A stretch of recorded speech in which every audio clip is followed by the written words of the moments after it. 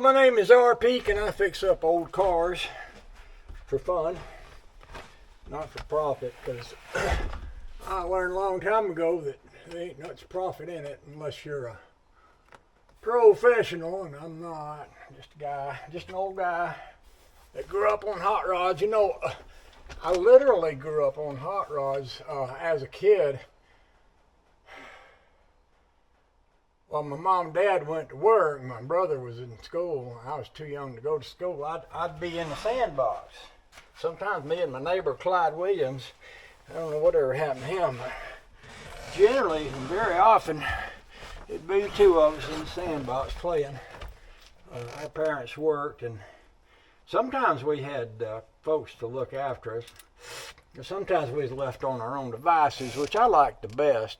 You know, my alone time, even when I was a pre-kindergartner, was valuable to me, because, especially if I had somebody like old Clyde, because old Clyde liked playing around with toy cars in the sandbox as much as I did, so that would be our game. Of course, my brother was a little dangerous. We never knew what he was going to do, and often what he wanted to do involved destroying whatever we had going on that we was enjoying. Like, he'd come on the scene and it wouldn't work for him because we was happy and we didn't need him, and so he would wreck everything, and that would put all of our attention on him. And once all our attention on him was focused, then he had accomplished what he had set out to accomplish, you know, for him being in our play games. And I'll give you a good example. You know, we had a tin roof, which was, we called it a garage, and it had a dirt floor.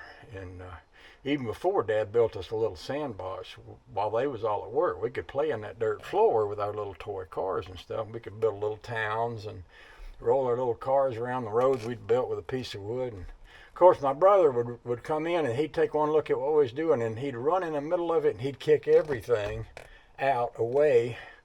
And he would say, "Atom bomb, boom," and he'd run through and just smash up everything. And basically, he was pretending that he was an atom bomb, and he was wrecking our city, and he did. Of course, we'd yell and whine and fuss and, "Don't do that, you're messing everything up." But I mean, it didn't matter, because then he'd already done it. And at that point, he already had all the attention on him, so that was his purpose, and that worked out good, you know, because yeah, that was his play. His play was he was the atom bomb. We might be the town designers, and we might be the hot rod guys driving around in the town having a peaceful life, but my brother was the atom bomb, and he would destroy it all, and that was his goal. Then all our attention was on him. But that's beside the point.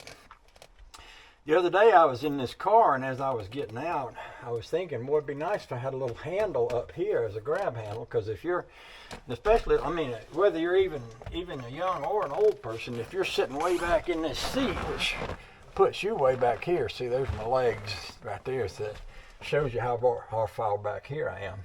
So let's say, and I'll go ahead and close this door using the handy dandy grab handle that I built on this door. You can probably see me holding on to it there.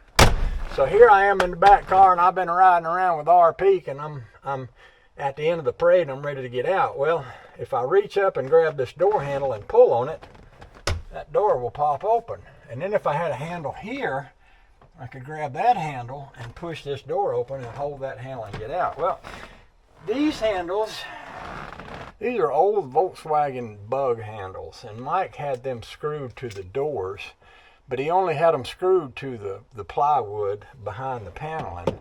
So one time I yanked one of these off pulling on it. So that's why I put these kind of pull handles on this door, so there's something to pull on that's sturdier than that.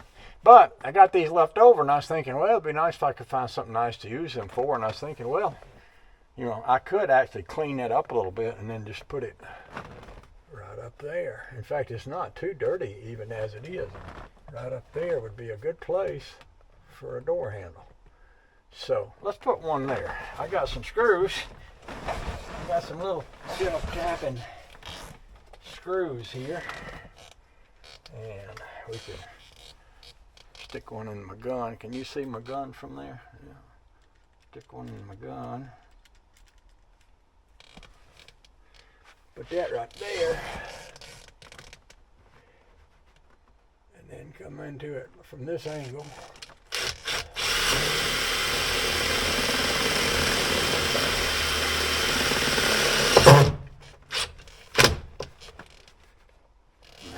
That makes a nice little handle right there.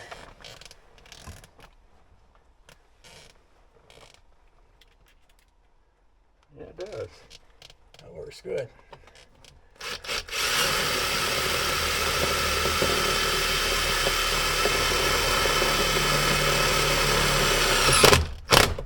Now this has a hole for a couple more handles, but you know, to be honest with you, I don't need more screws in that. I say holes for a couple more screws. I can get the little covers Volkswagen made. See how nice they are for getting me out of there. Volkswagen made them,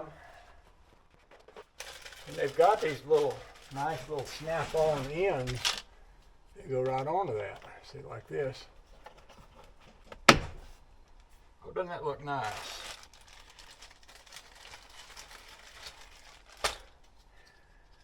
So that, hey, that looks good right there.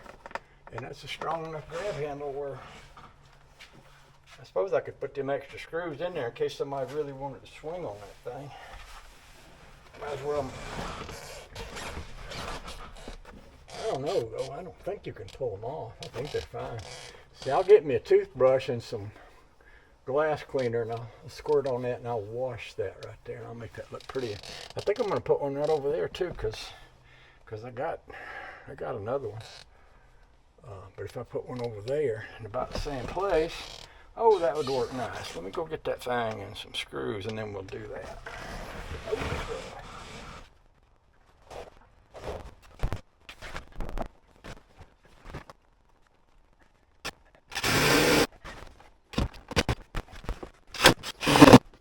I think that's pretty good. I might put the other two screws in that while I got the ends off.